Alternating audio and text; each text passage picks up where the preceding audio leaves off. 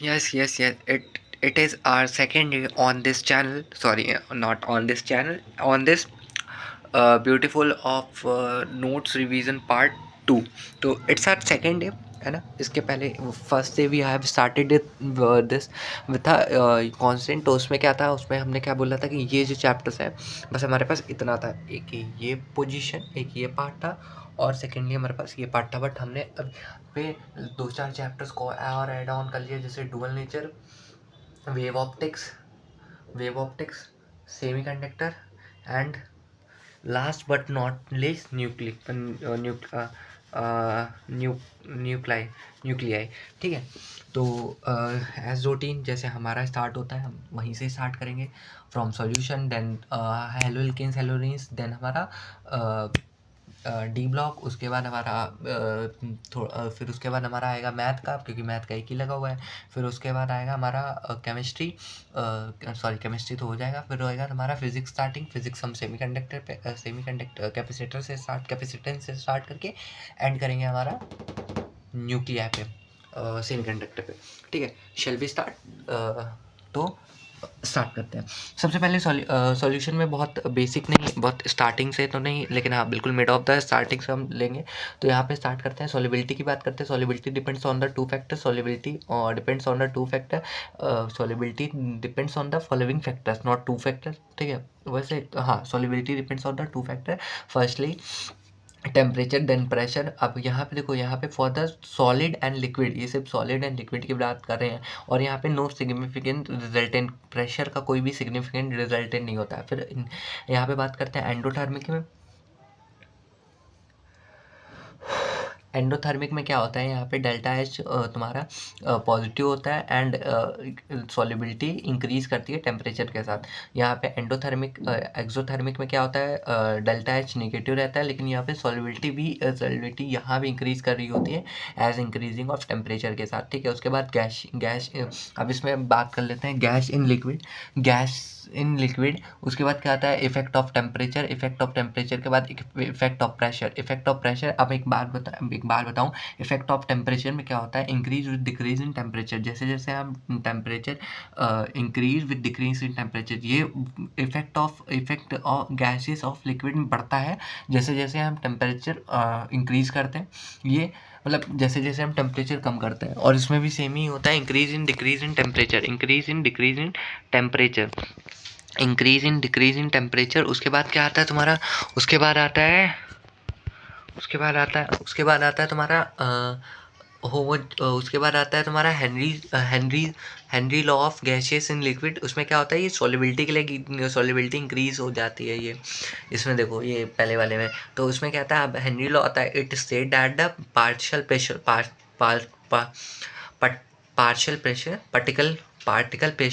particle pressure of the gases in the vapor phase P is proportional to the mole fraction of gas, that is chi. और ये of the solution, इसका formula क्या होता है, P is equal to के H upon x, where के H क्या है, हेनरीज कांस्टेंट है, पी एक्स डायरेक्टली प्रोपोर्शनल होता है और P सॉल्युबिलिटी के डायरेक्टली प्रोपोर्शनल होता है in the term of mole. अब देखो यहाँ पे ये इसका ग्राफ होता है, एक लीनियंट वो होता है, ये लीनियंट. उसके बाद क्या आता है, यहाँ पे के एच जो होता है वो डायरेक्टली प्रोपोर्शनल होता है टेम्परेचर के, और इन्वर्सली प्रोपोर्शनल होता है सॉल्युबिलिटी के. अब यहाँ पे मोस्ट इंपॉर्टेंट क्वेश्चन यहाँ पे एक बनता है, जो कि होता है कि एक्वाटिक एनिमल पानी में कोल्ड वाटर में ज़्यादा सर्वाइव क्यों कर लेते हैं as rather than warm water, because of their मतलब वहाँ पे उनके लिए क्या होता है, कोल्ड वाटर में सॉल्युबिलिटी ऑफ ऑक्सीजन क्या होती है, वो मोर होती है, इसकी वजह से. अब यहाँ पे आता है तुम्हारा नेक्स्ट होता है vapour pressure in liquid state. देखो वेपर प्रेशर क्या होता है यहाँ पे, at a equilibrium rate of the evaporation and a rate of the condensation at a constant temperature excited by the vapor on its liquid surface of the equilibrium pressure. यहाँ पे एक note लिख लो कि वेपर प्रेशर जैसे जैसे बढ़ाते हैं boiling point हमारी वैसे वैसे ही घटती जाती है. अब यहाँ पे राउट्स लॉ आता है, राउट्स लॉ पूछा जाता है. Routes law and Henry's law तो मोस्ट इंपॉर्टेंट है, पूछे जाता है. तो राउट्स लॉ क्या होता है, राउट्स लॉ स्टेट करता है कि mixture of the two versatile particle vapor pressure of the each component of the solubility directly proportional to the mole fraction.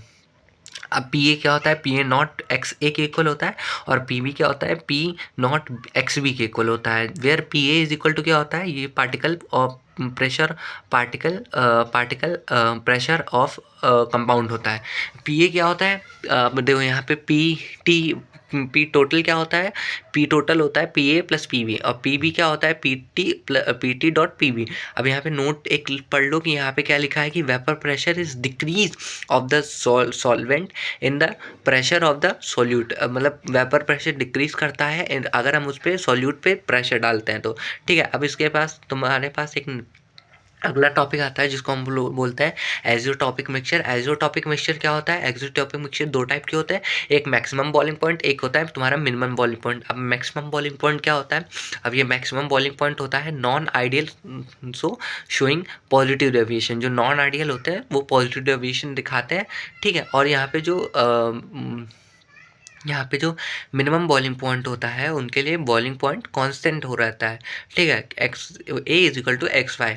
अब यहाँ पे एक चीज़ समझिए, जैसे H2O C2 H5OH, यहाँ पे क्या वेपर प्रेशर जैसे जैसे बढ़ाएंगे बॉइलिंग पॉइंट कम होगा। यहाँ पे नॉन आइडियल सॉल्यूशन क्या होता है, यहाँ पे सोर्स द निगेटिव डेविएशन दिखाते हैं। अब यहाँ पे बात करते हैं, अगला तुम्हारा आता है कॉलिगेटिव प्रॉपर्टीज़। अब देखो कॉलिगेटिव प्रॉपर्टीज़ क्या होती है, कॉलिगेटिव प्रॉपर्टीज़ होती है which depends on the number of the solute particle are not on their nature के ऊपर नहीं, उनकी सॉल्युबिलिटी के ऊपर डिपेंड करती है। अब इसमें सबसे पहले क्या आता है, रिलेटिव लोअर वेपर प्रेशर, उसमें क्या होता है P not is equal to P S upon P not, X is equal to solution.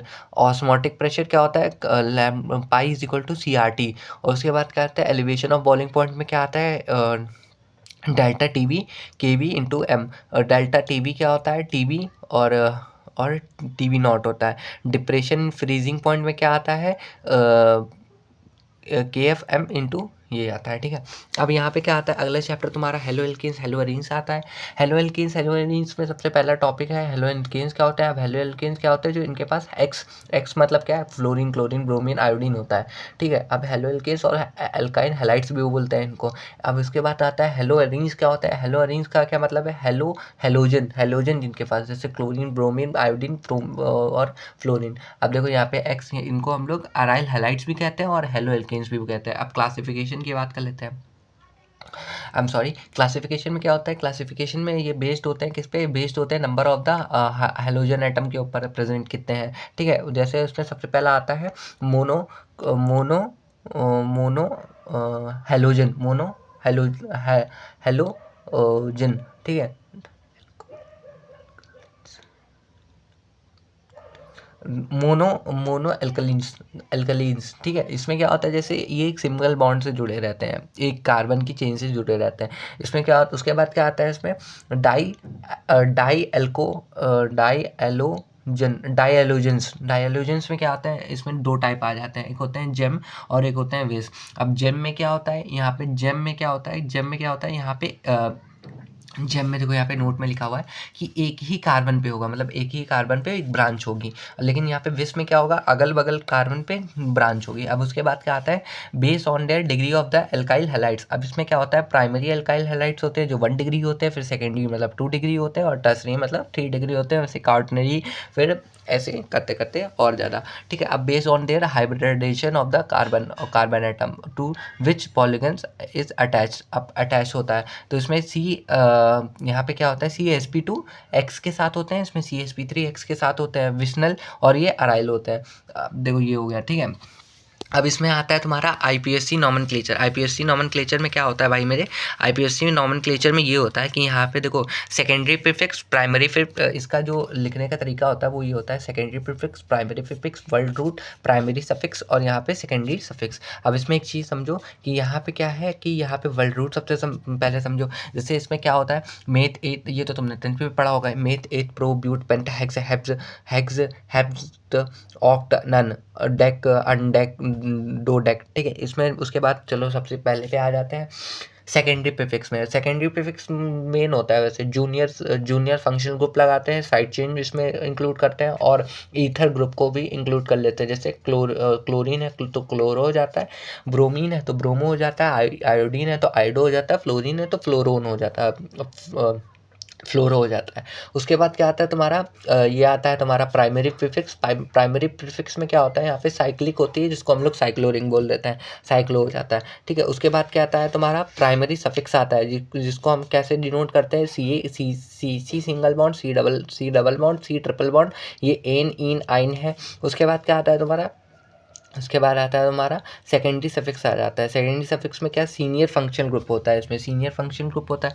That's clear, that's clear, that's clear. अब उसके बाद क्या आता है तुम्हारा ऐसे नहीं, अभी तो हाँ, अभी ये बाकी है। अब इसके बाद क्या आता है, आइसोमेरिज्म आता है। आइसोमेरिज्म में क्या होता है, सम मॉलिक्यूलर सेम मॉलिक्यूलर फॉर्मूला हम लोग इसको कहते हैं, जैसे सी ये। अब देखो चेन आइसोमर में क्या होता है, alkane halides with the minimum of the 4 carbon atom exhibit chain isomerism.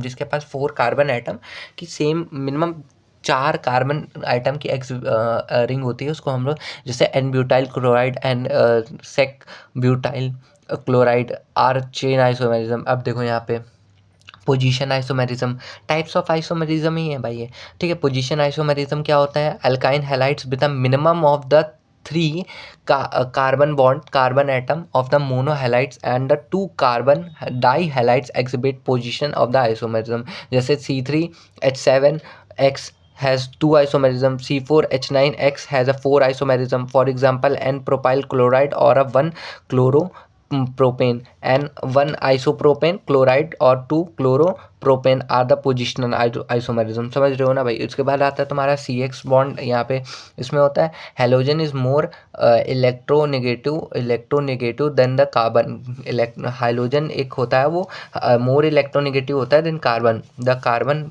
Bond of the alkyne halides are पॉलीहेड्राइज। अब देखो यहाँ पे क्या होता है, nature of the CX bond ये एक्सप्लेन कर रहा होता है। ठीक है, समझ में आ गया। अब इसके बाद क्या आता है तुम्हारा, इसके बाद आता है तुम्हारा न्यूक्लियोफिलिक सब्स्टिट्यूशन रिएक्शन। अब इसमें देखो न्यूक्लियोफिलिक सब्स्टिट्यूशन रिएक्शन में क्या होता है,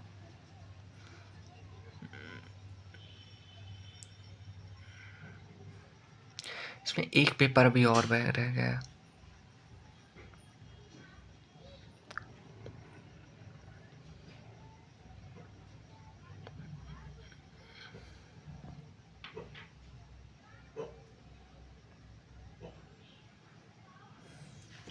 मुझे भी लग रहा है, मतलब इसको और साइड करते हैं, इसको बिल्कुल साइड में लगाते हैं ऐसे करके, ऐसे करके, तो ये थोड़ा सा एग्जैक्ट बैठ जाता और ये वाला भी यहीं पे आ जाता। चलो देखते हैं अभी। अब इसमें SN1 रिएक्शन आती है, उसमें ज़्यादा कुछ है नहीं है। SN1 कौन होते हैं कौन नहीं होते यही है। तो SN1 रिएक्शन में देखो यहाँ पे सबसे पहला टॉपिक ये है कि nucleophilic substitution reaction, H1 SN2 SN ये सारी रिएक्शंस होती हैं। अब SN2 में रिएक्शन में क्या होता है, ऐसे होता है, मतलब ये जो कार्बन बॉन्ड है ये हाइड्रोजन नीचे है, हाइड्रोजन ये C और इधर एक हेलोजन से जॉइंट होता है। यहाँ पे क्या होता है, न्यूक्लियोफाइल आता है बैक से अटैक करता है और यहाँ पे हेलोजन को बाहर निकाल देता है, X से छुटकारा पा जाता है और ये कुछ ऐसा बन जाता है। अब ये इसकी ट्रांजिशन स्टेट होती है जो कि ऐसे होता है, मतलब यहाँ पे 10 इलेक्ट्रॉन हो जाते हैं। फिर इसमें क्या है, वॉल्डन इन्वर्जन होता है, बायमोलिकुलर होता है, 1 स्टेप होता है, R में बी कन्वर्टेड टू S और D में be L।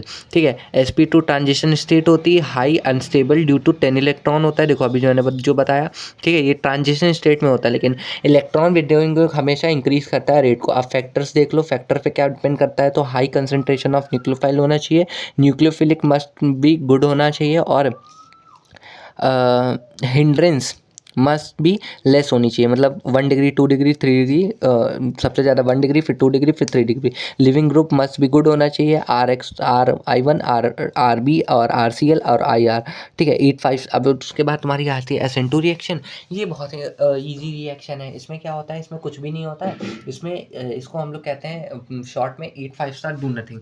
8 5 star do nothing क्यों बोलते हैं, इस 8 5 स्टार डू नथिंग इसलिए बोलते हैं भाई मेरे, क्योंकि देखो इसमें क्या होता है, इसमें ये होता है कि जैसे जैसे मतलब यहाँ पे जो रिएक्शन होती है ना, यहाँ पे यहाँ पे H3C, यहाँ पे H3C, यहाँ पे H3C से जॉइंट होता है। इसके बाद क्या आता है, यहाँ पे ये यहाँ पे आता है ये यहाँ पे एक बॉन्ड से जुड़ा रहता है, यहाँ पे एक स्ट्रॉन्ग न्यूक्लियोफाइल लगाते हैं, जैसे PPS क्या है यहाँ पे, पोलर प्रोटिक सॉल्वेंट H2O से होता है।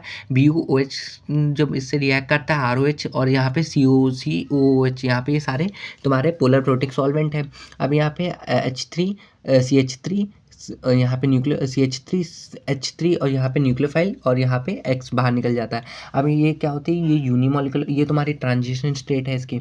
अब यहाँ पे क्या होता है, ये ट्रांजिशन स्टेट में ऐसा बन जाता है कुछ ऐसा, ऐसा देख रहे हो, ऐसा, हाँ तुम्हें दिख रहा होगा, ऐसा ऐसा ऐसा ऐसा, देखो ये ऐसा है ना। फिर ये क्या होता है, यूनिमॉलिकुलर होता है, 2 स्टेप रिएक्शन होती है, डाइलेक्ट्रिक कांस्टेंट पोलैरिटी होती है।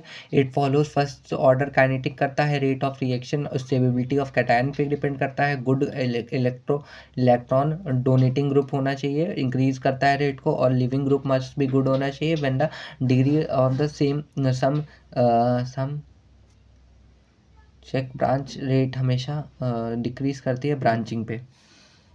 ठीक है, समझ गए, समझ गए। अब इसके बाद इसका लास्ट टॉपिक आ जाता है, जो कि है इसका reaction with P, reaction with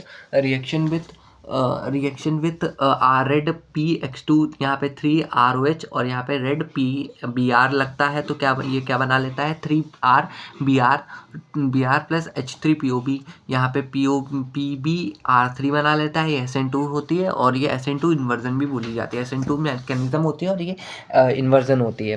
ठीक है, इसमें इसके बाद आता है तुम्हारा reaction with PCl5। Reaction with PCl5 में क्या होता है, यहाँ पे ये देखो, ROH और PCl5 जब रिएक्ट करता है तो कराता है, तो ये क्या बना लेता है, PCl, फिर HCl, फिर POCl3। ये SN2 मैकेनिज्म होती है, और यहाँ पे ड्राइविंग फोर्स क्या होता है, PO बॉन्ड होता है। अब उसके बाद क्या आता है, आर्य जुगाड़ में एक चीज़ समझ लो, आर्य जुगाड़ से तुम इसका रिएक्शन, आर्य जुगाड़ हम तुमको बता देंगे, आर्य जुगाड़ ऐसे समझाया नहीं सकता, तुम लिख के दिखाना पड़ेगा। ठीक है, वो चीज़ तुम मेरे चैनल पे, वैसे एक शॉर्ट फॉर्म बता दूं, बहुत इजी रिएक्शन है। ROH यहाँ पे PO यहाँ पे लगता है, ये CC यहाँ पे 5 बॉन्ड हो गए, क्योंकि यहाँ पे देखो ये 5 बॉन्ड की थी, है ना। ये P 5 बॉन्ड के साथ ये RCl बन जाता है, और बाकी के बचे 4 ये चार में से एक इससे बन के HCl बन जाता है, और ये बाकी का बचा हुआ है यहाँ पे वो बन जाता है। ठीक है, POCl3 बन जाता है, POCl3 बन जाता है बाकी का बचा हुआ। फिर उसके बाद होता है डार्जिन प्रोसेस, जिसको हम बेट्स एलाइड्स भी बोलते हैं। ROH जो होता है SOS डबल बॉन्ड O, और ClCl जिसको हम लोग थाइनोक्लोराइड भी बोलते हैं, वो RCN HCl और SO2 बनाता है, जिसकी गैसियस प्रोसेस होता है। ठीक है, इसमें क्या होता है, RCl SO2 और इंटरनल न्यूक्लियोफाइल आता है, SNI होती है रिएक्शन, और इसमें SNI रिएक्शन होती है। ठीक है, उसके बाद इफ़ द बेस, अगर हम इसमें बेस लगा देते हैं तो HCl, और ये तुम्हारा ये कुछ बना लेता है। If the case of the pyridine और NCI3 SN2 टेक प्लेस करती है, किसमें, जब हम बेस लेते हैं तब भी। अब इसके बाद तुम्हारा हेलोजन आ जाता है। ये रिएक्शंस तुम्हारी किसकी थी, ये सारी रिएक्शन तुम्हारी थी हेलो एल्कीन्स की। देन उसके बाद क्या आता है, देन उसके बाद आता है तुम्हारा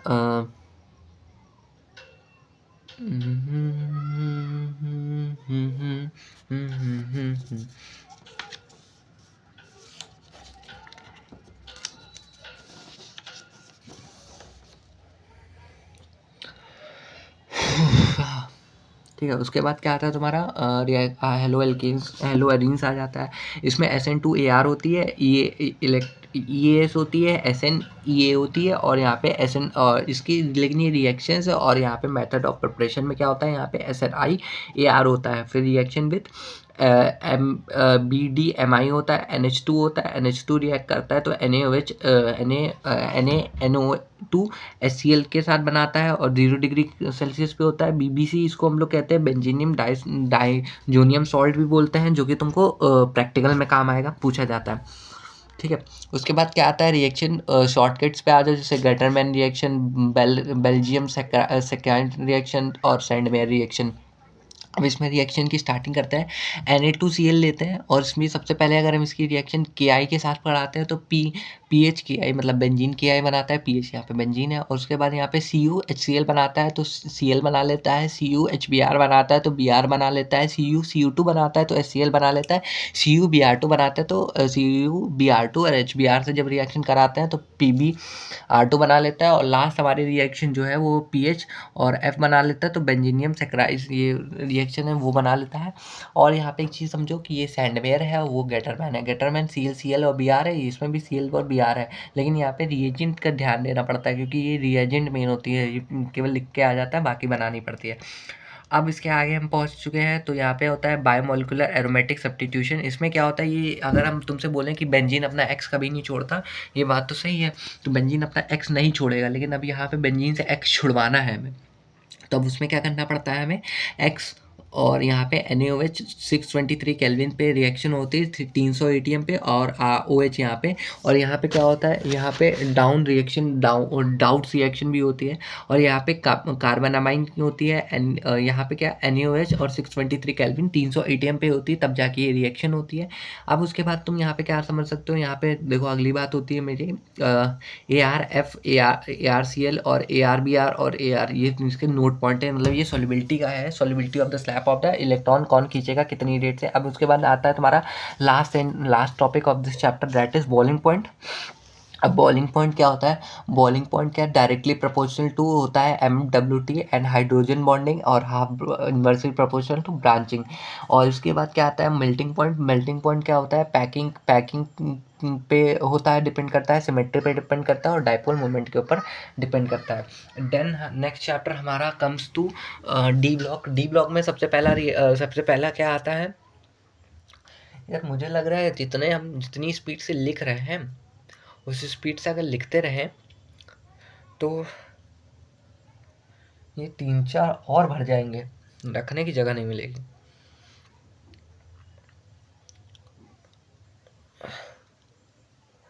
हाँ, क्योंकि ख़त्म हो चुकी है जगह।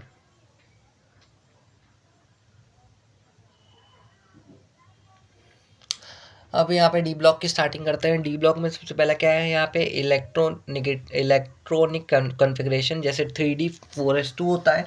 यहाँ पे क्या होता है, Cu 24 का होता है। एक्सप्लेनेशन समझो, यहाँ पे D5 F7 10 D10 और यहाँ पे क्या होता है F24 होता है। अब यहाँ पे ट्रांजिशन एलिमेंट क्या होता है, यहाँ पे incomplete field of D orbital होती है। जैसे तुम अब इसमें समझो कौन कौन से होते हैं, तो यहाँ पे ZnCd Hg are the not transition metal element due to, इसमें क्या होता है, इसमें ये फुली फिल्ड होता है। और वो ट्रांजिशन एलिमेंट कौन से होते हैं तुम्हारे, जो हाफ फिल्ड होते हैं, लेकिन ये फुली फिल्ड होते हैं तो ये नहीं होते हैं। अब समझो एक ट्रिक बताता हूँ जिससे तुम इसका इलेक्ट्रॉनिक कॉन्फ़िगरेशन बिल्कुल इजी वे में लिख सकते हो। उसमें सबसे पहले ट्रिक है वो ये है कि Fe26 दिया है तो 3D6 और F4s2, यहाँ पे ये इसका इलेक्ट्रॉन है, ये ये अनपेयर्ड इलेक्ट्रॉन है। ये देखो यहाँ पे एक भी फुली फिल्ड है, बाकी सारे अनपेयर्ड है। तो इसमें क्या होता है, यहाँ पे अनपेयर्ड इलेक्ट्रॉन की वजह से कलर शो करता है, और यहाँ पे पैरामैग्नेटिक बताता है। स्ट्रॉन्ग मेल्टिंग मेटालिक बॉन्डिंग होती है, जिसकी वजह से इनका हाई मेल्टिंग पॉइंट होता है, और इनकी हार्डनेस भी बहुत ज़्यादा होती है। अब इसके बाद बात कर लेते हैं high enthalpy of the atomisation भी होती है, मतलब इनको तोड़ना बहुत मुश्किल होता है। और यहाँ पे मैग्नेटिक मूवमेंट की बात कर लेते हैं। Magnetic movement U = N+2 Bm होता है। अब यहाँ पे बात कर लेते हैं होते कौन से हैं, तो ये होते हैं scandium, titanium, vanadium, cadmium, magnesium, FLNI SI ZN, मतलब 21 22 26 24 25 26 27 28 29 30 है ना। अब उसके बाद क्या होता है, यहाँ से 21 से लेकर के 24 तक क्या होता है, atomic radius decrease due to the increase in the nuclear effective charges. अब यहाँ पे देखो, यहाँ पे क्या होता है, M छोड़ दो, और M का लिए एक अलग केस होता है। यहाँ पे फ्लोरीन Fe से लेकर के यहाँ पे Ni तक क्या होता है, एट ऑलमोस्ट सिमिलर साइज। ये जितने भी होते हैं सारे सिमिलर साइज के होते हैं due to replacement of electrons की वजह से। अब यहाँ पे लास्ट क्या, यहाँ पे 2 बचते हैं, दैट इज 29 एंड 20। इसमें क्या होता है, यहाँ पे similarity increase due to in size due to repulsion. यहाँ पे बिल्कुल सिमिलर, ऑलमोस्ट सिमिलर साइज के हो जाते हैं। देन इसमें क्या होता है, यहाँ पे अगला आता है तुम्हारा डेंसिटी। डेंसिटी क्या होता है, mass upon volume. Density mass upon volume होती है, तो जैसे जैसे डेंसिटी बढ़ती है वैसे वैसे मास बढ़ता है और वॉल्यूम घटता है, ठीक है। उसके बाद क्या आता है, आयनोसेशन इंथैल्पी। आयनोसेशन इंथैल्पी क्या होता है, यहाँ पे हाफ फील्ड और फुली फील्ड इन साइज में होता है।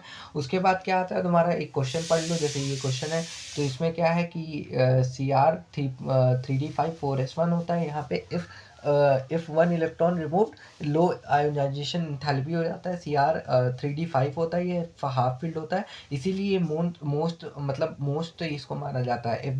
If how many electron are removed to high electron ionization enthalpy। अब देखो कौन इलेक्ट्रॉन देगा और कौन इलेक्ट्रॉन नहीं देगा, ये किस पे डिपेंड करेगा, ये उसकी स्ट्रेंथ पे डिपेंड करेगा, ठीक है। Transition element source variable oxidation state, जैसा Fe2 और Fe3। अब यही होता है इनका एक रीज़न जिसकी वजह से ये they are the good catalyst. अब they are the good catalyst due to variation of transition state. अब यहाँ पे रीज़न देख लो, रीज़न क्या होता है, because due to less energy difference between N2 and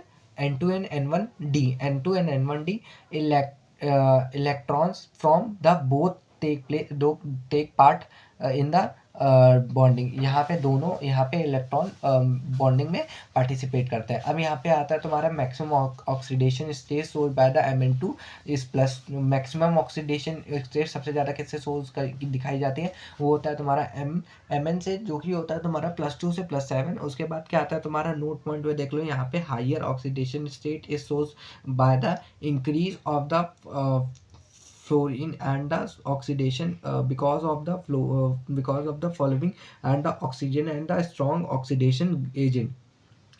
fluorine and मतलब फ्लोरीन यहाँ पे best oxidising, fluorine and oxygen are the best oxidising because of their variable, because of their they are the best oxidation state and electron negative सबसे ज़्यादा होता है। फिर यहाँ पे होता है तुम्हारा इलेक्ट्रोड पोटेंशियल आता है, दैट इज Mn2 प्लस। उसके बाद क्या आता है, E0 is equal to V plus. इसके बाद क्या आता है तुम्हारा, ईजी होगा, Mn0 plus Mn3 is equal to negative हो जाता है। फिर ऑक्सीडेशन क्या होता है, क्वेश्चन क्या आता है, E0 value of the Mn3 plus Mn2 plus is मोर, ठीक है। मिनिमम 3D5 और 4s2 होता है, Mn3 प्लस Mn4 यहाँ पे। उसके बाद क्या आता है Mn, और यहाँ पे होता है 3D5, यहाँ पे half field and fully field होता है Mn3 प्लस, और यहाँ पे C इतना हो जाता है। भाई पिछली बार हमारा इतने में खत्म हो गया था। अब यहाँ पे लास्ट आता है जो कि है तुम्हारा CR और CR3 प्लस। देखो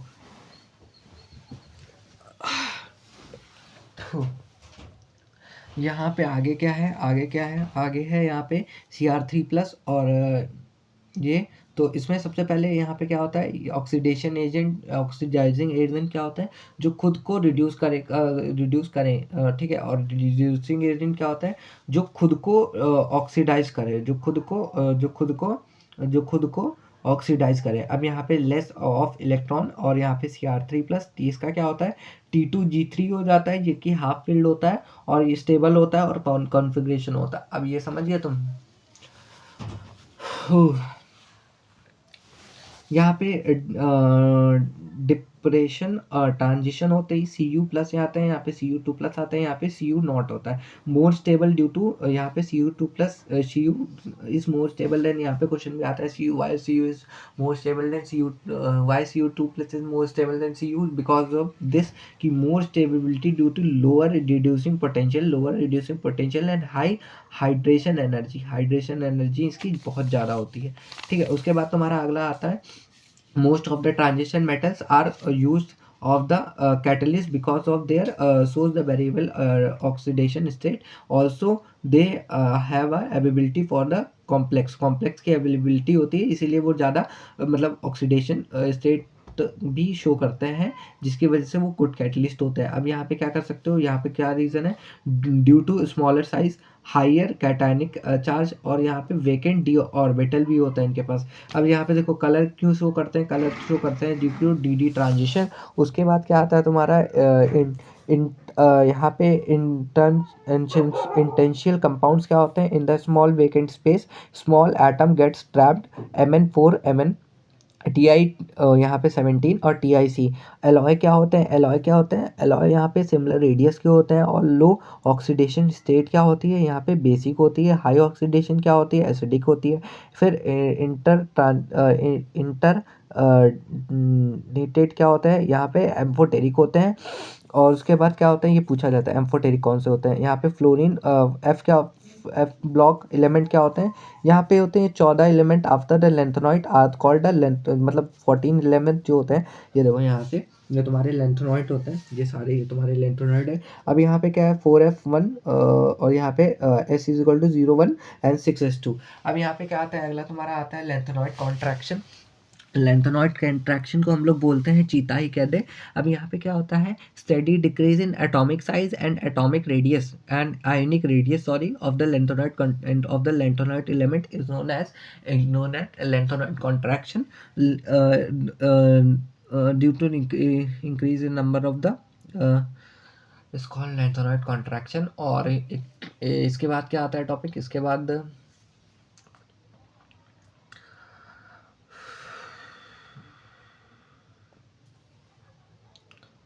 हाँ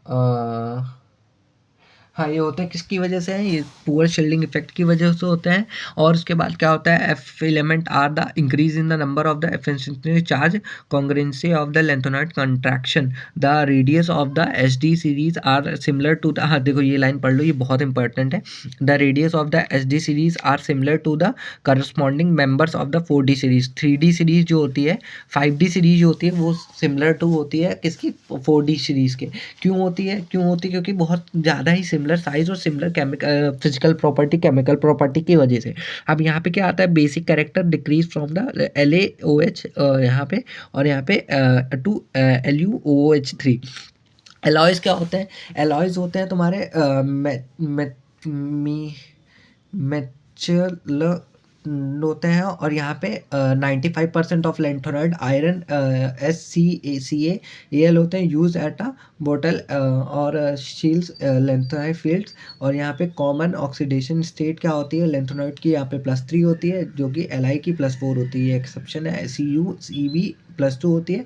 स्टेट कॉन्फ़िगरेशन होती है, एक्टेनॉइड्स क्या होते हैं 14 after the actinoid and SF और +4 6D07S2। इसके बाद तुम्हारा आता है, यहीं से तुम्हारी केमिस्ट्री वाइंड अप होती है। अभी हमारे पास इतने ही हैं, बाकी हमारे पास नोट्स बन चुके हैं बायोमोलिक्यूल्स के, और भी बाकी सारे चैप्टर्स के हो चुके हैं, बस यहाँ पे लगे नहीं हैं तो वो हम लगा देंगे आज, मतलब ये JEE का एग्ज़ाम जैसे ख़त्म होता है हम उसके बाद वो एक चैप्टर उठाएंगे और वो लगा देंगे। तो अभी हम आते हैं मैथमेटिक्स के ऊपर। मैथमेटिक्स के भी नोट्स हमारे बन गए हैं, बस यहाँ पे लगाने बाकी है, लगाए नहीं है यार, मैं बहुत आलसी हूँ। ये डिफ्रैक्शन फॉर्मूला है 2 sin cos b, 2 sin a cos b का क्या होता है sin a plus B sin a minus B. 2 cos a cos sin b का क्या होता है sin a प्लस बी और sin a minus B. cos b का क्या होता है cos a plus cos a plus B और plus cos a minus B. sin a sin b का क्या होता है cos a minus B minus cos a plus B. अब यहाँ पे फ्रैक्शनल फॉर्मूला क्या होता है sin c plus sin d का क्या होता है 2 sin C D upon 2 cos c minus D upon 2। sin c माइनस sin d का क्या होता है 2 cos c d upon 2 sin c d upon 2 minus sin c d upon 2। cos c plus cos d का क्या होता है 2 cos c d upon 2 dot cos C D upon 2। उसके बाद cos c minus cos C D का क्या होता है 2 sin C D upon 2 sin D C upon 2। Is this clear. अब यहाँ से आते हैं हमारे अगला जो लास्ट वो है तुम्हारा फिजिक्स। तो फिजिक्स तो फिजिक्स में अब यहाँ पे सबसे पहले हम लोग कैपेसिटेंस की बात कर लेते हैं, जो कि होता है C is equal to Q upon V। उसके बाद क्या होता है यहाँ पे सबसे पहले ऊपर से स्टार्ट करते हैं, यहाँ से ये वाला पार्ट कर लेंगे फिर ये कर लेंगे, है ना। सरफेस ग्रुपिंग कैपेसिटर क्या होता है C upon 1/C is equal to C1 C2 C3 CN, ठीक है। फॉर द टू कैपेसिटर के लिए क्या होता है C1 plus C2 upon C1 plus C2 उसके बाद क्या आता है तुम्हारा capacitor bender dielectric slab is inserted between them. उसमें क्या होता है C is equal to K naught A upon K D upon X K -1। X क्या है यहाँ पे thickness of the glass slab होती है।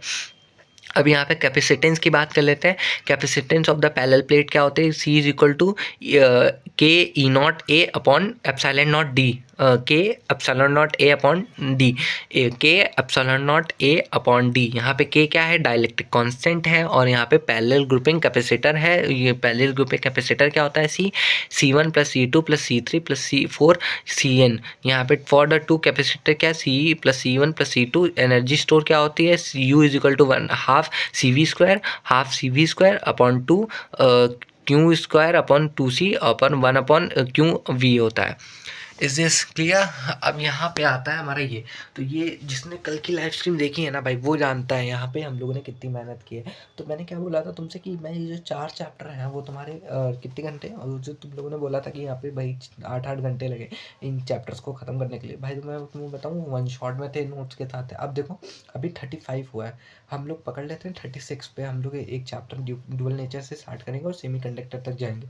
सेमी कंडक्टर तक पूरा चैप्टर हम सारे एक्सप्लेन करेंगे जितने भी लगे। ये देखो जितने भी लगे हुए हैं। तो अब समझो तुम ये यहाँ से लेकर के यहाँ तक हम, और वो एक लास्ट में उधर एक लगा हुआ है, तो इतना हम कितनी जल्दी कर लेंगे। ठीक है चलो फिर स्टार्ट करते हैं। सबसे पहले डुअल नेचर में आ जाते हैं। डुअल नेचर की स्टार्टिंग होती है। डुअल नेचर में क्या होता है यहाँ पे phenomena of the interaction, phenomena of the interference and the diffraction. Light behave like wave की तरह बिहेव कर रही थी, जैसे इंटरफेरेंस, डिफ्रैक्शन और क्या दूसरा है तुम्हारा यहाँ पे है लाइट। ठीक है, ये यहाँ पे क्या कर रही थी, ये बिहेव वेव की तरह कर रही थी।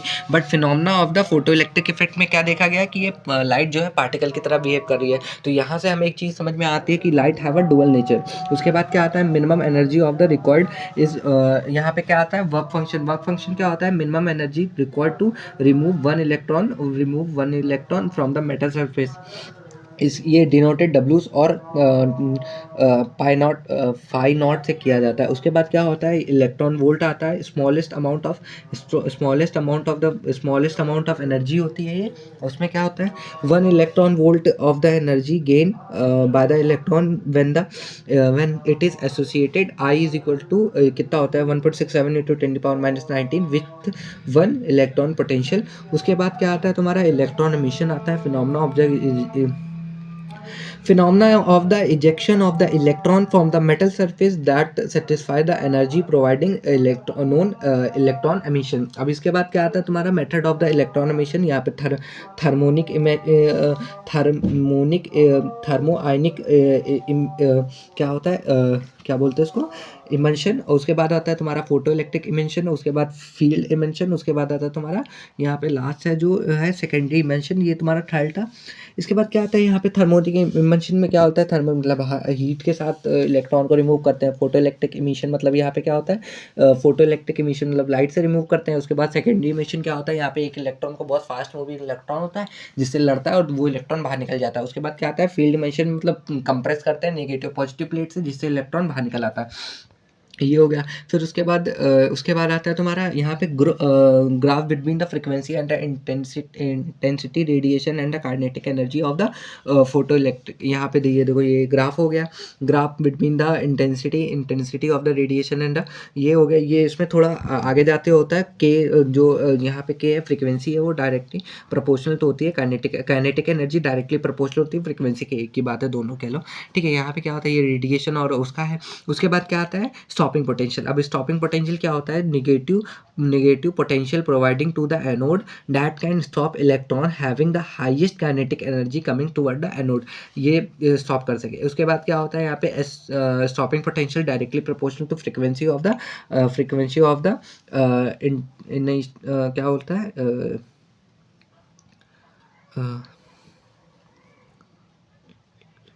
Intensity of radiation. फिर यहाँ पे stopping potential is decreasing and dependent of intensity radiation के ऊपर डिपेंड करता है। उसके बाद क्या आता है तुम्हारा, यहाँ पे आता है अगला तुम्हारा टॉपिक है, वो है effect of the frequency of the stopping potential. ये रहा पहला वो वाला ग्राफ जो कि सेम इंटेंसिटी के लिए होता है ना, सेम इंटेंसिटी वाला देख लो, ये तुम्हारा है effect of the intensity on the stopping potential, ये तुम्हारा दूसरा है। उसके बाद तुम्हारा क्या आता है स्टॉपिंग पोटेंशियल के बाद ये। अब इसकी limitation of the wave theory पे आ जाते हैं। लिमिटेशन मतलब wave theory does not explain the concept of the threshold frequency. Threshold frequency according to the energy radiation depend on the intensity, but it depend on the frequency. Intensity पे कर रही थी but वो frequency पे कर रही थी। और शुड बी टाइम लैग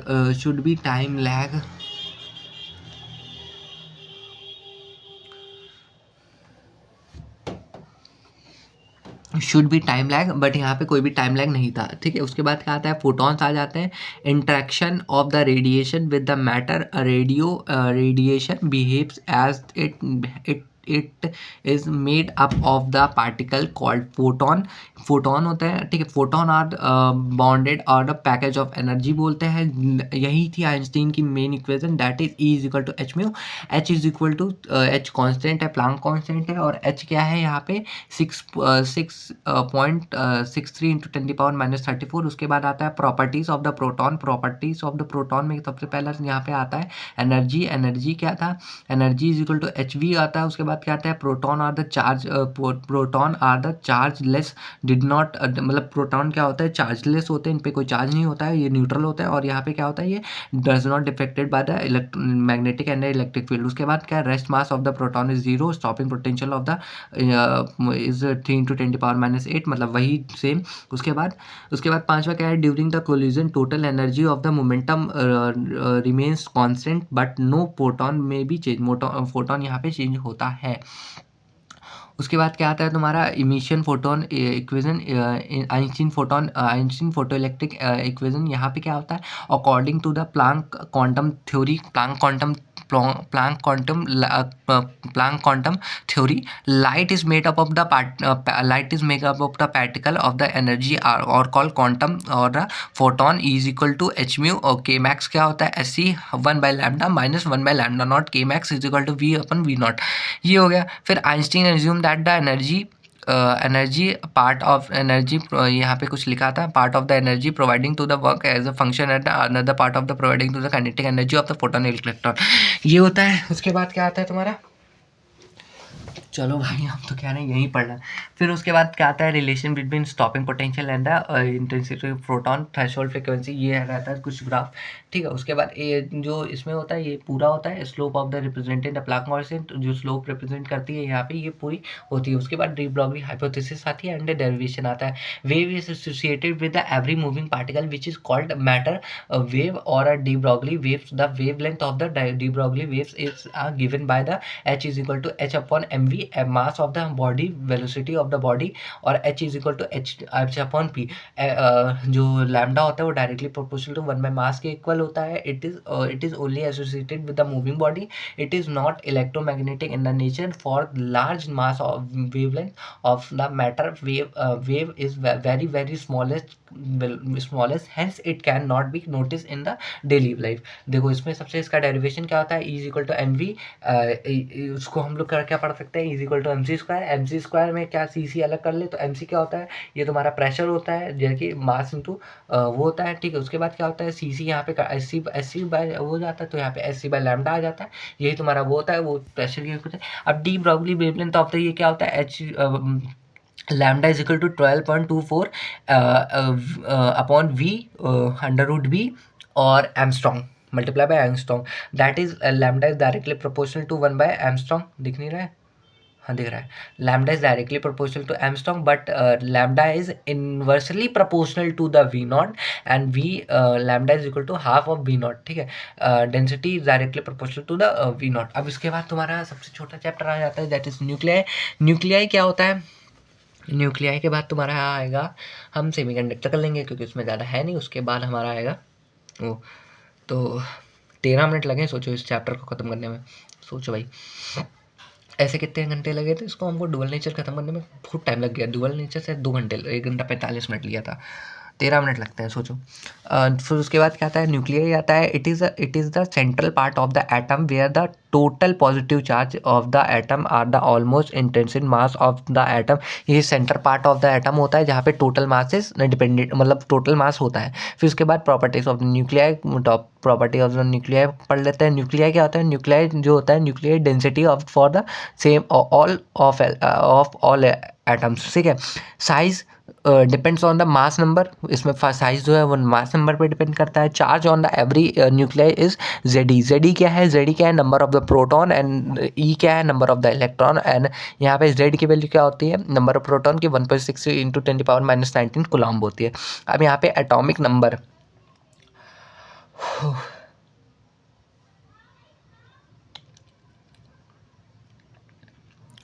यहाँ पे एटॉमिक नंबर पे आ जाते हैं, जैसे जेड।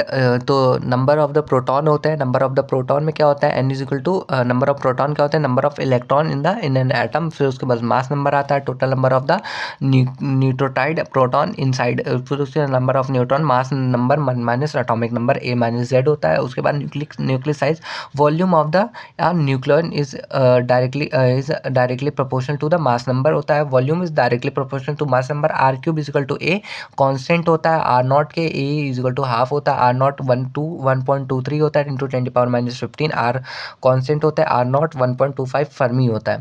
फर्मी होता है, देखो वहाँ पे मुझे नहीं आया रहा था, लाइव स्ट्रीम में बहुत देर तक बैठा रहता है। एफएम क्या था, एफएम क्या था, एफएम क्या था, फर्मी होता है ना। कुछ चीज़ दिमाग में एकदम से नहीं आती है। फिर उसके बाद न्यूक्लियर डेंसिटी होती है। डेंसिटी से क्या, मास अपॉन वॉल्यूम कर सकते हो, तो यहाँ पे mass of the nucleon upon volume आ जाता है। Let M be the average mass of the nucleon, then the total mass of the nucleon is m is equal to ma, ठीक है। एंड डेंसिटी क्या होती है, density mass of the nucleon, volume of the nucleon, M upon V होता है। रो is equal to क्या होता है, 3m/4π आर नॉट होता है। 2.29 इंटू 10⁻⁻17 kg।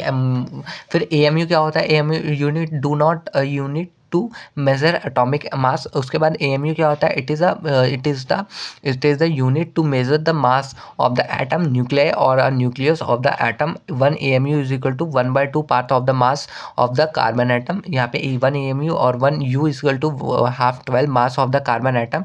1 AMU क्या होता है, 1.67 इंटू 10⁻⁻27। आइसोटोप्स क्या होते हैं, sum of the protons, same number of the protons. Isotones क्या होते हैं, यहाँ पे same number of the neutrons होते हैं। आइसोबार्स क्या होते हैं, यहाँ पे same number of the mass number होता है। इसके बाद क्या आते हैं, यहाँ पे न्यूक्लियर फोर्स होते हैं। न्यूक्लियर फोर्स क्या आता है, force that bind the neutron and the proton together. It is मतलब ये सबसे strongest force in the world भी कहा जाता है। Properties of the nucleon forces की बात कर लेते हैं। ये क्या होता है, स्ट्रॉन्गर फंडामेंटल फोर्सेज होती हैं। उसके बाद क्या करते हैं, यहाँ पे इंडिपेंडेंट ऑफ द चार्ज पे होते हैं, शॉर्ट रेंज में लगती है। उसके बाद क्या करता है, it is non central force होते हैं। उसके बाद क्या आता है, यहाँ पे प्रोटॉन के बीच में होता है, मतलब बॉन्डिंग होती है, और प्रोटॉन न्यूट्रॉन के बीच में होता है, अटैचमेंट होता है। यहाँ पे it becomes the repulsive at the distance less than 0.8 fermi की होती है। उसके बाद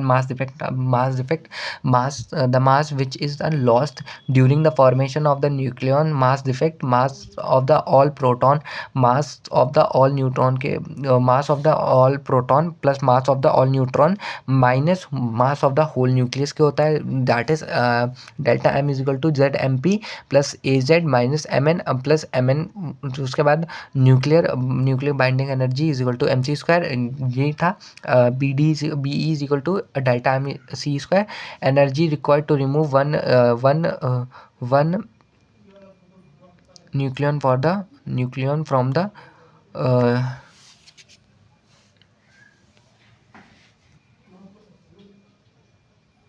अभी ऐसे सीधा होता है, ऐसे सीधा होता है भाई, देख लेना थोड़ा सा।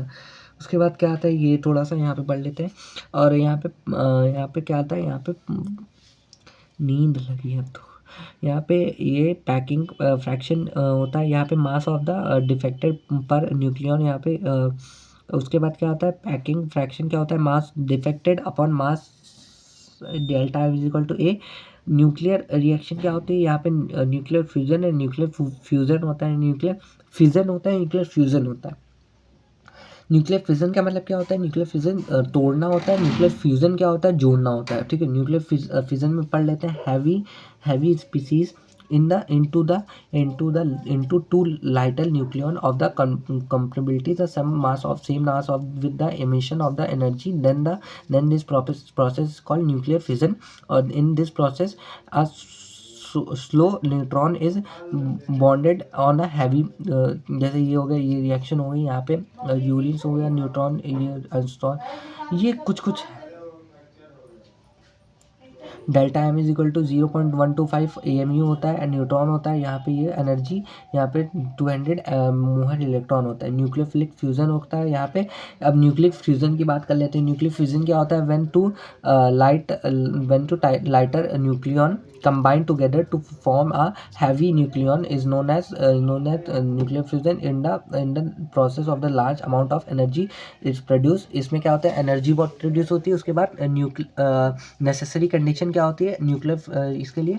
इसमें क्या होता है? To overcome repulsive between the combination of the nucleon the large kinetic energy inside the solving temperature is 10⁻⁷ is required. इतना एनर्जी रिक्वायर्ड होती है दो प्रोटॉन को एक साथ चिपकाने के लिए। To increase the frequency of the collision needed. क्या है ये? Variation pressure is needed. अब यहाँ पे आता है तुम्हारा सेमीकंडक्टर। सेमीकंडक्टर क्या होता है? Classification of the matter on their basis of the conductivity में आ जाता है। इसमें क्या आता है? यहाँ पे आता है तुम्हारा कंडक्टर, इंसुलेटर, सेमीकंडक्टर। अब कंडक्टर क्या आता है? They allows current pass through them and because of the free electron की वजह से, जैसे कॉपर एंड सिल्वर हो गया। अब यहाँ पे इंसुलेटर क्या होता है? They do not allowed current to flow because of they do not have the flow free electron. अब इसके बाद आता है तुम्हारा मेन पॉइंट, जो कि हमें पढ़ना है। इस पूरी चैप्टर का नाम है सेमीकंडक्टर। सेमीकंडक्टर क्या होता है? Semiconductor the conductivity of the semiconductor is less between the insulator and the lies between the insulator, मतलब ये दोनों के बीच का पार्ट होता है। Okay they behaves like a insulator as they do not have the free electron at the room temperature, but at the temperature of the 300 Kelvin they sufficient amount of the energy and becomes the free and now semiconductor behaves like a conductor. Semiconductor is silicon, germanium और गैलिनियम। अब semiconductor क्यों use होता है? Classification of the semiconductor की बात कर लेते हैं। जैसे यहाँ पे इंट्रांसिक सेमीकंडक्टर होता है, एक्सट्रिंसिक सेमीकंडक्टर होता है। इंट्रांसिक सेमीकंडक्टर क्या होते हैं? ये प्योर सेमीकंडक्टर होते हैं। और ये एक्सट्रिंसिक सेमीकंडक्टर क्या होता है? ये इम्प्योर होता है। अब यहाँ पे एन टाइप, इसमें इंट्रिंसिक से इम्प्योर एक्सट्रिंसिक सेमीकंडक्टर में क्या होता है? यहाँ पे दो तरीके के आ जाते हैं। एक होता है एन टाइप और यहाँ पे एक होता है पी टाइप। एन टाइप में क्या होता है? पेंटावेलेंट इक्वलिटी ऐड होती है। इसमें क्या होते हैं? ट्राइवेलेंट होती है। इसमें क्या होता है? They are 5 electron in the outer shell होते हैं। इसमें 3 इलेक्ट्रॉन होते हैं। इसमें क्या होता है? पेंटावेलेंट एटम में होते हैं। इसमें भी पेंटावेलेंट एटम में होते हैं। अब यहाँ पे आ जाते हैं यहाँ पे कि इंट्रिंसिक सेमीकंडक्टर के कुछ पॉइंट्स देख लेते हैं। इंट्रिंसिक सेमीकंडक्टर में क्या होता है? Sharing of the electron take place. यहाँ पे sharing of the electron take place होती है। कोवेलेंट बॉन्डिंग फॉर्म होते हैं और initially electron are completely valency only, but on the increase on the temperature the free electron holes pairs as a जेंटर inversion. यहाँ पे ये हो जाता है। फिर यहाँ पे इन्वर्जन सेमीकंडक्टर, इंट्रिंसिक सेमीकंडक्टर और एक्सट्रिंसिक सेमीकंडक्टर में डिफरेंस आ जाता है। 2 घंटे तो नहीं, लेकिन हाँ 2 घंटे लग जाएंगे अगर ऐसे चिपकाते रहे हम। पूरा चैप्टर भी पूरे आए भी गए हैं। जैसे केमिस्ट्री भी बहुत सारे चैप्टर बाकी हैं, मैथ के तो पूरी लिस्ट बाकी है, और फिज़िक्स में भी बहुत सारे चैप्टर बाकी हैं। अभी तक सबसे कम फिज़िक्स था, अभी सबसे ज़्यादा फिज़िक्स लग चुका है यहाँ पे। देखो इंट्रिंसिक क्या होता है? It is a pure form of the semiconductor completely dependent on the temperature, low conductivity, and ये चीज़ बहुत इंपॉर्टेंट है। लो कंडक्टिविटी होती है, number of the free electron is equal to the number of the holes होते हैं। इसमें एक्सट्रिंसिक्स में क्या होता है? पेंटावेलेंट और ट्राइवेलेंट इनइक्वालिटी होती है। It does not depend on the temperature होता है। High conductivity, that is main point, and the number of the free electrons depend on the number of the holes. इसके बाद क्या आता है तुम्हारा? इसके बाद आता है N type and P type semiconductor. N type क्या होता है? पेंटावेलेंट इनइक्वालिटी होती है। जो कि तुम्हारा फॉस्फोरस एंड एंटीमनी में होता है, जबकि फॉस्फोरस में क्या होता है, department in the silicon and dependent on the germanium. यहाँ पे इलेक्ट्रॉन डेंसिटी क्या होती है, greater than the hole density. Electron density hole density से ज़्यादा होती है, और electron are the majority charge carrier and the holes are the magnetic charge carrier. उसके बाद क्या होता है, donor energy level is just below the conduction bond. उसके बाद Fermi level is towards the conductivity bond. इसके बाद क्या होता है, ट्राइवेलेंट इम्प्योरिटी इज एडेड, और एल्युमिनियम एंड जिलिकन। उसमें क्या होता है, dependent on the silicon, and ये जर्मेनियम पे डिपेंड करता है, ये उसमें डिपेंडेंट ऑन। इसके बाद क्या होता है, electron density is less than holes. ठीक है, holes are majority charge carrier, charge holes are majority charge carriers, and electrons are minority का charge carrier. Acceptor of energy level is just above the valence bond होती है। Fermi energy level is towards the valence bond होती है। अब यहाँ पे ये हो चुका है। अब तुम्हारा आता है लास्ट, जिसका आपको था इंतज़ार, जो कि हमने स्टार्ट किया था जिससे अपनी ये journey, that is wave optics. तो वेव ऑप्टिक्स में सबसे पहले क्या आता है, वेव ऑप्टिक्स में आता है यहाँ पे न्यूक्लियस कैपिलर्स थ्योरी। न्यूक्लियस कैपिलर्स थ्योरी यहाँ पे इंट्रोड्यूस करती है। कैपिलर्स क्या था, टाइनी बॉल्स थे। इन्होंने कहा कि light is made of the corpuscles, light is made up of the corpuscles. ठीक है, अब उसके बाद क्या था, इनका सेकंड पॉइंट था, this corpuscles emit the form of the source of the light are travel with the high velocity. ये बहुत हाई वेलोसिटी से चलते हैं, और ये क्या होते हैं, जो कि लाइट पैकेट्स को लेके चलते हैं। उसके बाद क्या आता है, corpuscles of the different colour are the has a different size. Different colour के जो कैपिलर्स होते हैं उनकी डिफरेंट साइज होते हैं। ठीक है, यहाँ पे नोट क्या था, दे does not it could not it only explain the refraction and reflection of the light. ठीक है, उसके बाद आता है तुम्हारा हेनरीज प्रिंसिपल। हेनरीज प्रिंसिपल क्या कहते हैं, he suggested that the light travel in the longitudinal wave just as sound. ये जैसे साउंड होता है, लॉन्गिट्यूडनल वेव मतलब ऐसे ऐसे ऐसे ऐसे ये वैसे ट्रैवल करती है। उसके बाद क्या आता है यहाँ पे प्रॉपर्टीज, जस्ट एज साउंड, यहाँ पे propagation through the air, hypothesis of the medium in the whole. उसके बाद यूनिवर्सल कॉल्ड ईथर, ये अपनी एक यूनिवर्सल में बनाते हैं और ये कहते हैं कि ईथर। और उसके बाद क्या आता है, उसके बाद आता है तुम्हारा ये क्या होती है, but it was prove wrong on the nature of the light of the transverse.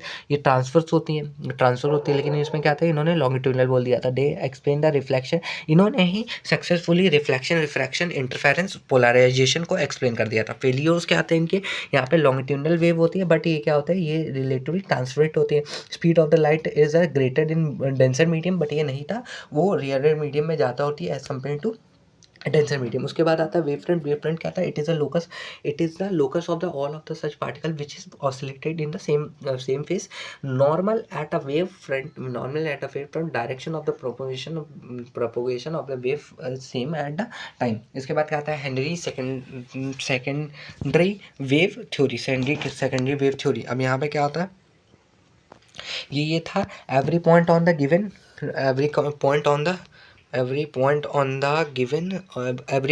given wavefront as a fresh source of the disturbance, and from its own wave called secondary wavelength or a wavelength. ठीक है, in the homogeneous medium of the secondary wavelength separate with the some speed in the all direction, tangent is drawn from the forward direction on the secondary wavelength given to a new wavelength. Types of wavelength क्या होते हैं, types of the wavelength क्या आता है, यहाँ पे सबसे पहले आता है तुम्हारा स्पेरिकल वेवफ्रंट आता है, वो पॉइंट सोर्स बनाता है। प्लेन वेवफ्रंट आता है, वो तुम्हारा इन्फिनाइट सोर्स का बनाता है। सिलेंड्रिकल वेवफ्रंट आता है, जो तुम्हारा थिन रेक्टेंगुलर और लीनियर सोर्स बनाता है। उसके बाद क्या आता है तुम्हारा सुपरपोजिशन लॉ आता है। सुपरपोजिशन लॉ क्या आता है, the resultant displacement due to the number of the waves of the vector sum displacement produces by the each of them is equal to y vector is equal to y1 vector, y2 vector, y3 vector, that yn vector.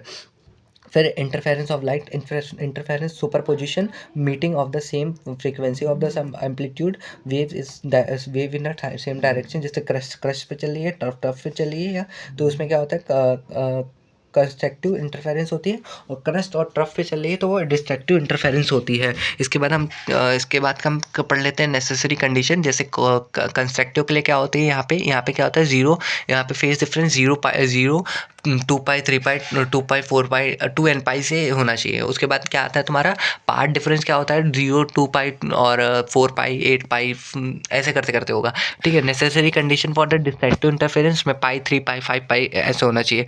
Pi by 2 pi 3 pi by 2 5 pi by 2 6 7 pi by 2 या ऐसे होता है 2 N pi plus 1 2 N plus 1 pi by 2, ये इसका formula होता है। फिर यहाँ पे होता है तुम्हारा interference of the wave of the Young's double slit concept. Fringe width का फॉर्मूला क्या होता है यहाँ पे B is equal to lambda D on increasing Y D A C. यहाँ पे क्या होता है appearance in the many of the medium wave decreases to say that the use times with the representation। यहाँ पे क्या B dash is equal to lambda U upon D upon capital D upon D, ठीक है। उसके बाद क्या आता है बी बी नहीं है sorry beta beta beta upon R हो जाता है। Breadth of the bright fringe bright is equal to the dark fringe होता है, ठीक है। उसके बाद distance between the two dark fringe is equal to breadth fringe of the brightest fringe. ये तुम्हारा ये कुछ डायग्राम होता है। उसके बाद necessary condition for YDSC monochromatic light होनी चाहिए, सेम एम्पलीट्यूड होना चाहिए, सेम फ्रिक्वेंसी होनी चाहिए, सेम डायरेक्शन होनी चाहिए और slit both of the sources should be thin होनी चाहिए। उसके बाद कोहेरेटिव सोर्सेज क्या होता है विच एमिट्स इसमें हाँ एक और पॉइंट होता है कोहेरेटिव सोर्सेज भी होनी चाहिए which emit the light wave having the same frequency wavelength in the same phase और they have a constant phase difference जिसका होता है I max is equal to I max I minimum क्या होता है R plus 1 upon R minus 1 upon R square, ये होता है। उसके बाद तुम्हारा क्या होता है उसके बाद आता है तुम्हारा अगला फॉर्मूला जिसको कहते हैं y1 W1 is equal to W2 is equal to shift with ratio क्या होता है ये होता है A1 upon A2 A square मतलब आर स्क्वायर के इक्वल होता है A1 अपॉन A2 आर के इक्वल होता है that is ratio of the intensity ratio of the slit with के ऊपर होता है A1 upon A2 A2 upon A square A2 upon A square is equal to R square I1 upon I2 R square के ऊपर है। उसके बाद होता है तुम्हारा diffraction of light the phenomena of the bending of light around the corners is known as diffraction of light। Diffraction of light is a more efficient as a noticeable when the opening or a obstacle or is of the order of the light, ठीक है। alternating pattern is bright and dark and the fringe of the screen or the decreasing intensity। central fringe is the brightest fringe, central fringe brightest होती है। इसमें सबसे पहले देते हैं position of the minimum Q1 is equal to N D N lambda A upon angular width of the central minimum क्या होता है 2 Q is equal to 2 pi upon A total linear width of the central maxima is equal to 2x is equal to 2 pi d upon a। That's it। We end 1 2 3 4 5 6 7 8 chapter in माना। और इससे भी जल्दी हो सकता है, मैं तुम्हें एक चीज़ बताऊँ इससे भी जल्दी हो सकता है, बस ये थोड़ा सा भी टाइम लग रहा है। और मैं तुम्हें एक चीज़ बताऊँ जैसे जैसे मतलब हैबिट बढ़ती जाएगी वैसे वैसे और ईजी होता जाएगा। बस मैं तुम्हें एक चीज़ बता दूँ उसके बाद हम लाइव करने वाले हैं जो कि मीन्स के लिए होगी पूरा कोर्स होगा जिसमें हम 11 से स्टार्ट करेंगे और 12th का पूरा ख़त्म कर देंगे कोर्स और 12th का पहले केमिस्ट्री करेंगे। और आज रात में हम बहुत हद तक ये जो फिज़िक्स का हमने जितने भी नोट्स पढ़ लिए हैं उनको हम देख लेंगे एक बार जल्दी जल्दी से, है ना। उसको हम देख लेंगे, उससे हमारा फ़ायदा मतलब उससे हमारा मतलब मिनिमम ऑफ द फिज़िक्स और केमिस्ट्री हम आज नहीं फिज़िक्स और केमिस्ट्री हम पूरी कर लें। हम अगर केमिस्ट्री ट्राई करेंगे हम पूरी ट्राई 800 आज ही खत्म कर लें और कल हम सुबह तक सुबह की क्लास में हम मैथ कर लेंगे और उसके बाद हम फिज़िक्स कर लेंगे। That was our planner. और अभी हम केमिस्ट्री करने जा रहे हैं। It's our time. ये वीडियो मैं अपलोड कर रहा हूँ 8 बजे जो कि तुम्हें मिल जाएगी आधे घंटे में। उसके बाद मैं तुम्हें एक चीज़ बता दूँ कि हाँ तो उसके बाद तुम्हें एक चीज़ और बता दूँ मैं कि 8 बजे 8 करेक्ट बज रहे हैं और अभी से लेकर के तुम्हारी स्ट्रीम अभी स्टार्ट कर दूँगा मैं। उसके बाद ये तुम्हारी स्ट्रीम पता नहीं कब तक चलेगी लेकिन चलेगी, ठीक है। तो आ जाना वहाँ पे ज्वाइन हो जाना। Thank you for watching. Video अच्छी लगे तो लाइक करो, चैनल पे नए हो सब्सक्राइब करो। ये डेली पैटर्न पे हमारा चल रहा है या अगर तुम इसको डेली देखो तो तुम्हारा रोज़ सारे पूरी 12th का रिवीजन हो जाने वाला है। Thank you for watching, bye.